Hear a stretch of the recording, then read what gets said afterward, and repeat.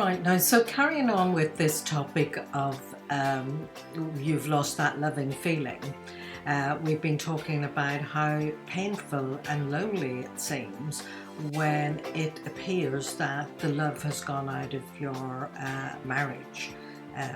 Or long-term relationship even. And so we've talked about how even though it just seems to be dead in the water, you do care about each other, but the spark is gone. And how do you get that feeling back? And it can seem as if, well, it's gone, you just can't get it back. But what I've been saying to you is that actually it gets covered over as you increasingly withdraw from each other and become more and more disconnected. And mostly this is a bit like the story of the frog. If you put a frog into a pan of boiling water, it'll jump out. But if you put a frog into a pan of cold water and gradually heat it up, the frog will stay in the water and it will gradually boil to death. It won't jump out. And that's what happens to some couples in their marriage. They don't notice that gradually their marriage is starting to die. Like the frog didn't notice it was getting boiled. So these things happen, but you can reverse it. And so we're going through that process. And so, once all that, if you like, the heat's applied and the distance is getting greater and it starts to feel more and more lost and lonely and painful, feelings of fear and hurt and anger and anxiety and sadness and all of those kind of feelings gradually overlay the love. And all of those feelings become uppermost. And so the love gets buried right down underneath it. But if you start to create the conditions for recovering the love, and we've talked about that in other videos, about spending time together, talking to each other, touching each other, making agreements that you're going to do that and that you're going to behave in a kind and caring way and respectful way towards each other, that you're going to create those conditions that will eliminate the hurt, the sadness, the general painfulness and the anxiety. You start to feel a bit more certain, a bit more secure, stability comes back in, and then that leaves you at a point where you're feeling better, it's addressing the pain, but the love does start to surface and come back again. And actually then you look at, well, how come we got stuck and how can we move this and take our relationship or our marriage onto a different level? Because like I've said before, relationships develop. And it's like a caterpillar becomes a chrysalis, and that becomes a butterfly. Babies become walking infants, toddlers, adolescents, and then we become adults. There's processes. Plants go from seeds.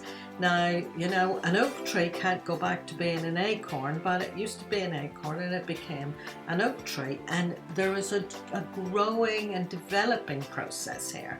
And a lot of couples don't realize that. So how do you take it on then? So what I would say is, once the love starts to resurface and you realize that this is a process and you're engaging in a process of getting through the dark and sticky bit, and you're creating the conditions and you're going to move on to something that's better. But before you do that, there is a bit more work to do, and the work is this. I talked to you about our very, very early lives, whatever our attachment styles were, and that many of us, either through the kind of parenting we had, and often that was because of the child rearing practices at the time. So I'm not looking to blame your parents. Mostly they do the best they can, but they've probably not been well parented themselves. But if we have insecure attachments, then we take that into our relationships later on. So part of your couple relationship and the time and attention that you give to each other and being present to each other is a kind of a reparenting. And the emotional intimacy is about that reparenting, the giving and receiving of love and care and kindness and nurture. You know, when people marry, they say they promise and they vow to love and to cherish, and they say to love and to cherish. Now, most people don't even know the meaning of the word cherish.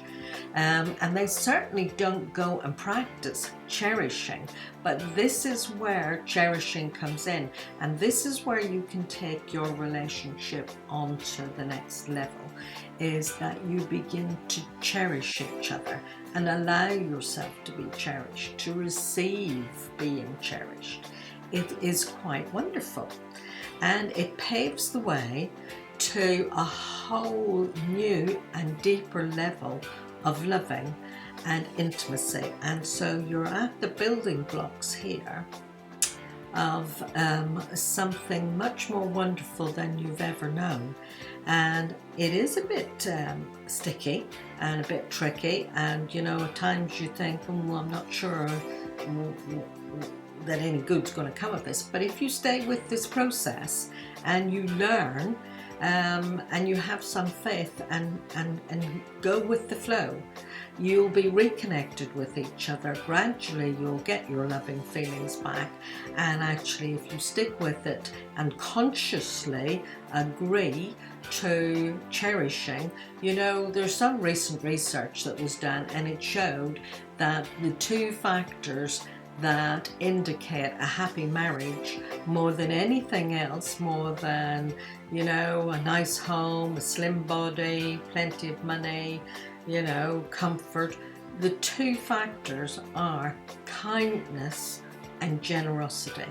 So I would encourage you both to put a bit more of those in, and actually just being present with each other, not sitting on your computer, not thinking about the shopping, not thinking about what you're going to do next, but carve out some couple time that you pay attention to each other and actually to the quality of your relationship. Make your relationship a priority and nurture it as you would a vulnerable child.